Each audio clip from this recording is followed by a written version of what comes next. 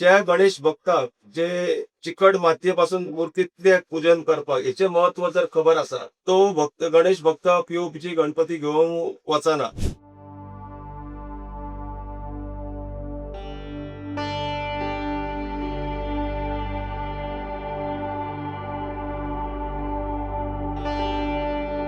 गोव्यातील समुद्र किनारे जेवढे सुंदर आहेत तेवढीच सुंदर आहेत इथली मंदिरं, इथले सण उत्सव, इथल्या परंपरा. सगळेजण ज्याची आतुरतेने वाट पाहत असतात तो गणेशोत्सव अवघ्या काही दिवसांवर येऊन ठेपलेला आहे. आणि त्याचमुळे आपण आता भेटायला आलेलो आहोत गोव्यातील प्रसिद्ध कलाकार उमाकांत पोके यांना, जे आपल्या हाताने ही सुंदर मूर्त्या घडवतात. आणि त्यांच्या चित्रशाळेत आज आपण आलेलो आहोत, त्यांच्याशी आपण गप्पा मारूयात. नमस्कार उमाकांत सर, खूप छान वाटतं इथे येऊन. एवढ्या सुंदर लाल मातीतल्या मूर्त्या तुम्ही घडवल्या आहेत. कसा असतो तुमचा दरवर्षीचा अनुभव? तुम्ही मागच्या किती पिढ्यांपासून या व्यवसायात तुम्ही आहात? अशी आमची पेडणे तालुक्यातली एक मोर्जेतली बाबा पोके या चित्रशाळा ही एक जुनी चित्रशाळा. बाबा पोके ह्या नावान तिने आमचा आजो त्याने ही चित्रशाळा चालू केली. आणि त्याच्या उपरांत आमचो बाबा तुकाराम पोके तसंच आमचे काका गोविंद अनंत पोके हे सगळ्यांनी मिळून ही कला पुढे येयली. आणि आता खंय तरी पळोवंक गेल्यार ती जबाबदारी म्हाजेर येयली. आणि आता पळोवंक गेल्यार आमची चौथी पिढी म्हटल्यार आता चौथी पिढी गणपती तयार करता. किती दिवस लागतात म्हणजे या सगळ्या मूर्त्या घडवायला? किती दिवसांपूर्वी तुम्ही काम सुरू करता? वर्षभर आमचे काम चालू असतं असे सांगू शकता की जे गणेश भक्त असतात त्यांना एक नवीन मूर्ती जाय असता, वेगळी जाय असता. म्हणून आम्ही काहीतरी ते पहिली मूर्ती तयार करतात. त्याच्या उपरांत जुनाच्या पहिल्या विकात पाऊस चालू जाता त्या टायमार आम्ही ती सुरुवात करता. ही लाल माती जी वापरली जाते, तर काय खासियत आहे त्या लाल मातीची आणि कशी जमा करता मग माती कुठून आणता? ही माती असता न्ही, ही माती आमच्या पेडण्यातलो एक गाव असा मांद्रे, पेडणे तालुक्यातलो. ते मांद्रे गावात ही माती मेळटा. पहिली 1 मिटर आमची रेग्युलर शेतातली माती असता ती काढची पडटा. मागीर ती 1-2 मिटर आमची गणपतीची चिकट माती असता. ती सुद्धा माती आमकां आता पाऊस सुरुवात जावच्या पयली ती घेऊन येवची पडटा. सध्या सगळीकडे शाडू मातीचे गणपती आहेत. म्हणजे आपण सगळीकडे शाडू मातीचे गणपती इको फ्रेंडली गणपती म्हणून प्रमोट करतोय. तर त्या शाडू मातीमध्ये आणि या लाल मातीमध्ये कसा फरक पडतो? शाडू माती आता ती मॉडेलिंग क्ले येतात, म्हणजे ती रेडीमेड बॅगान पावडर येतात, ती सुद्धा गणपतीक यूज करतात. शाडू माती आता ती खाली मॉडेलिंग मॉडेल तयार करतात तेका यूज करतात. आता पळोवंक गेल्यार गणपती तयार करतात आमची जी पावडर येता तिची. आणि ही चिकट मातयेची ही वेगळी असता. हे आमचे मांद्र्यातूच मेळटा. आणि आमच्या पेडणे तालुक्यात तर मांद्र्याचीच माती यूज करता. आणि ह्या मातयेपासूनच आम्ही गणपती तयार करतात. मग आता या ज्या तुम्ही पारंपरिक मातीपासून या गणपती मूर्त्या बनवता आणि एकीकडे मार्केटमध्ये पीओपीच्या मूर्त्या आलेल्या असतात, कशी तुम्हाला असं वाटतं ही कॉम्पिटिशन तयार झालेली आहे पीओपी मुळे, की तरी पण पारंपरिक मूर्त्यांनाच कस्टमर्स जास्त कसं आहे मार्केट सिच्युएशन काय आहे सध्या? ज्या गणेश भक्ताक जे चिकट मातयेपासून मूर्तीतले तयार पूजन करपाक हेचे महत्व जर खबर आसा तो गणेश भक्त पीओपीची गणपती घेवंक वचना. दरवर्षी कसं असतं की जेन्ना मूर्ती गणेश भक्त ऑर्डर करपाची असता आमच्या, ते आपला त्यांचं गणपतीचं पाड असता ते घेऊन येतात. आणि आम्ही तसे गणपती म्हटल्यार ऍडव्हान्स पेमेंट असे कोणाकडे पैसे असे घेयनात. म्हणजे जो पाड असता तो ऍडव्हान्स आमच्या खातीर असता. जो प्रथा असता ती पाड दिवपाची ही आम्ही लहानपणापासून जाणा की अजूनही ती प्रथा चालू असा आमच्या चित्रशाळेत. जेव्हा या मूर्त्या सगळ्या घडवून तुम्ही मार्केटमध्ये नेता, म्हणजे तुम्ही जसं म्हणालात की ट्रेडिशनल कस्टमर्स आहेत ते आहेच, पण तुम्ही मार्केटमध्ये पण मूर्त्या देता, तर अशा वेळी गव्हर्नमेंट कडून कशी हेल्प होते तुम्हाला या सगळ्या? नाही, तसं बघितलं तर आता आमका पहिली जर चिकट माती मळपाची असली जर ती काहीतरी आमका हातीन आमच्या वुडन हॅमर म्हणतात तसं तो यूज करचो पडा आणि पायान मळची पडा. ते खूप त्रास जाय. त्याच्या खातीर आमकां गव्हर्नमेंटान आता चिकट माती मळच्या खातीर पग मिल जे मशीन दिले तेतून आमकां खूप सोपे काम जाता. तशेंच आमची सबसिडी सुद्धा पहिली 100 रुपयात असली, ती 100 रुपया आली ती प्रत्येक मुठ्ठे फाटल्यान 200 रुपया केली. जेणे करून आता पळोवंक गेल्यार आता प्रत्येक कलर सुद्धा माती सुद्धा ही दर वर्सा कशी असता की त्याची रेट वाढत रावता. पण आम्ही त्याची रेट वाढले म्हणता आम्ही का कलर जायत असता, पण आम्ही कितलोय रेट वाढले तरी ते आमकां घेऊन येवचेच पडटा. पण त्या टायमार आमकां हे गव्हर्नमेंटाची सबसिडी असता त्याचा खूप फायदो जाता. पण याच्या पलीकडे खूप मोठा एक विषय असा आहे की तुमच्या हातातून या मूर्त्या घडतात, म्हणजे तुमच्या हातातून देव घडतो. काय वाटतं तुम्हाला, कशी इमोशनल एंगेजमेंट आहे तुमची मूर्त्यांसोबत, गणपती सोबत? कशें आहा की गणपती तयार करप हे एक मोठे भाग्य आसा. अशें की आमची जी सुरवात जाल्या ती गणपतीनूच जाल्या. श्री गणेशा म्हणटात ती गणपतीच्या कामानूच सुरवात जाल्या. तो एक व्यवहार म्हणून पळयना की आमी त्याची सेवा करता गणपतीची.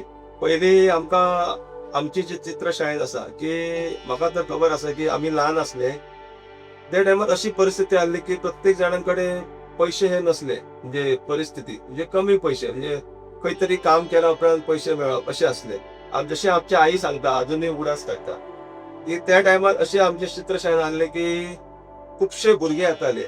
ते अशें येताले की एका टायमाचेर तांकां जेवण मेळटा आमच्या चित्रशाळेन येयल्या उपरांत. खंय तरी हांगार काम केल्या उपरांत दनपारचें जें जेवण आसता ते तांकां मेळप आनी त्या जेवणाच्या आशेन आमचे कडेन खुबशे कामाक येताले.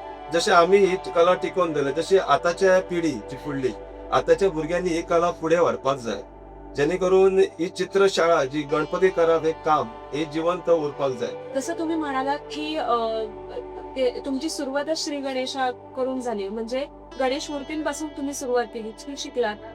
पण गणेशोत्सव जमल्याच्या नंतर तुम्ही आणखी काय काय करता? आता जसं स्वामी समर्थांचा मोठा पुतळा जो तुमच्याच हातातून घडलेला आहे तो उभा राहिलाय, त्याच्याबद्दल आम्हाला ऐकायला हवं. गणपती जाल्या उपरांत आमी खंय तरी सरस्वती करता.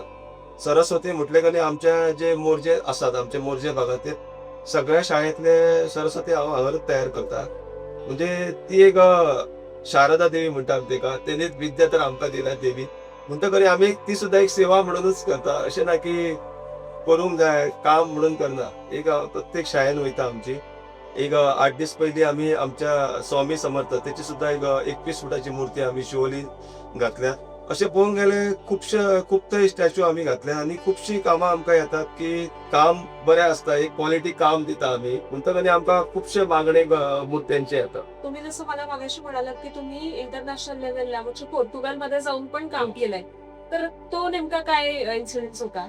आमच्या गोंयांत जितली एक्झिबिशन जाता पळोवंक गेले लोकस इंटरनॅशनल पर्पल फिस्ट, एग्रीकल्चर, खुबशी फेस्टिवल जितकी आमच्या गोंयांत जाता तितक्या एक्झिबिशनात हांवें भाग घेतला. जे पॉटरीचे व्हिलर डेमॉन्स्ट्रेशन दिवपाक डिपार्टमेंट हँडीक्राफ्ट टेक्सटायल अँड कोय हांकां त्या डिपार्टमेंटाक माझे काम खबर आसा.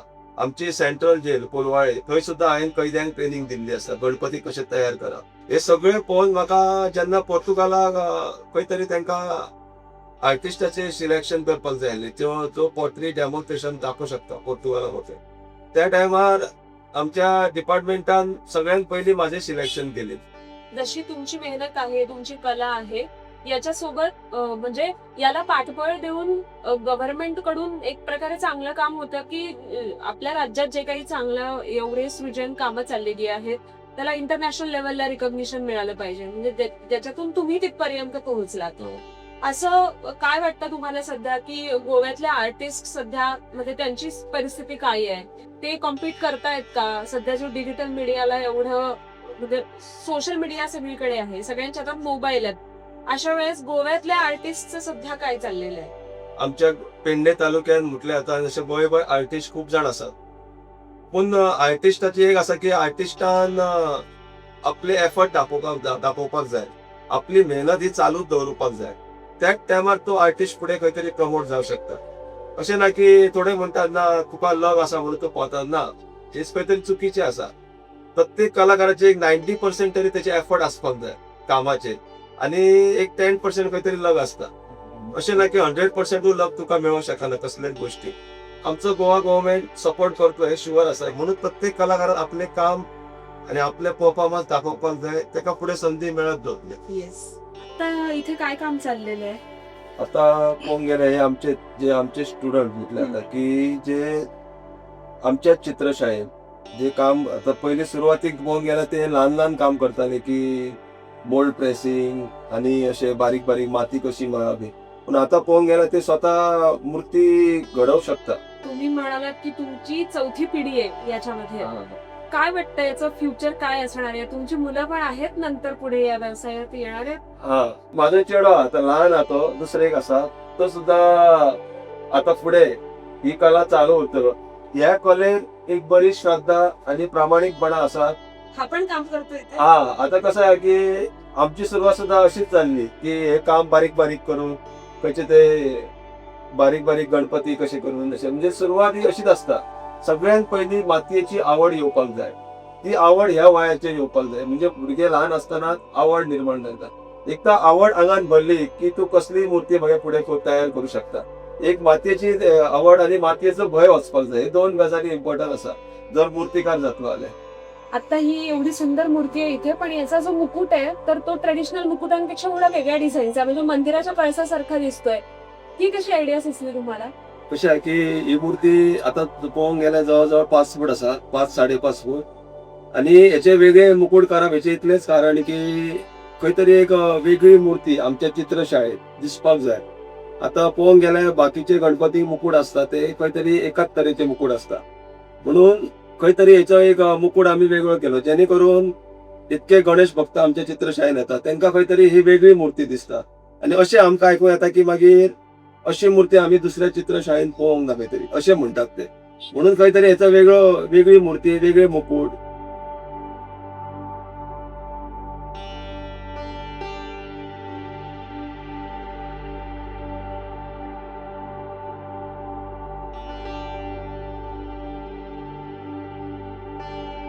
आणि आज आपण होतो मोर्जेमध्ये उमाकांत कोके सरांच्या चित्रशाळेमध्ये. गणेश चतुर्थीच्या तुमच्या काही विशेष आठवणी असतील तर आम्हाला कमेंट्स मध्ये नक्की सांगा. आणि the people of Gowala follow करायला, सबस्क्राईब करायला विसरू नका.